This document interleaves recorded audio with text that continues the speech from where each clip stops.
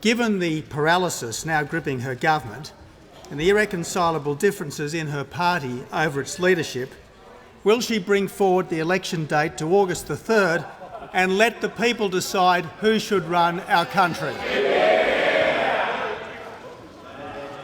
The Prime Minister has the call. Thank you very much. And to the Leader of the Opposition's question, it's a pity that he didn't listen to some of the answers earlier in question time, because I can assure him and I can assure the Australian people that as Prime Minister I am getting on with the job, and that is what the government is doing.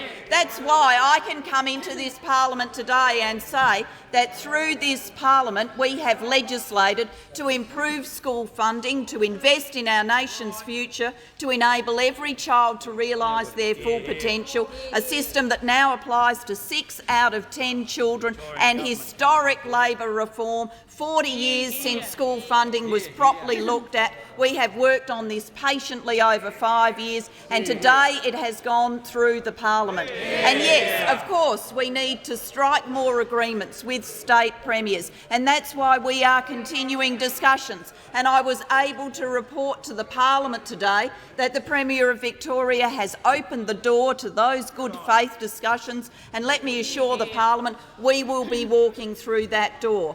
At the same time, we are continuing to make sure our economy grows and offers people jobs and opportunity. We are delivering our Jobs Act through the parliament, and we are delivering our plans to create jobs today and to invest in the sources of growth tomorrow. The National Broadband Network, a clean energy future, innovation precincts, so that we move from the stages of inventing new knowledge to using that new knowledge to create jobs and opportunity for the Australian people more quickly.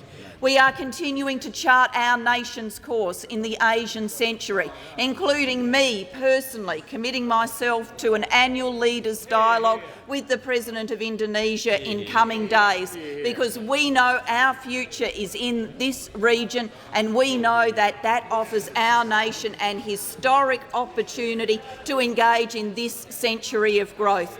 So whilst the Leader of the Opposition continues with his negativity, continues to hide his plan for cuts, continues to be out there with slogans rather than solutions to complex problems, we are getting on with the job of building a stronger and smarter and fairer Australia.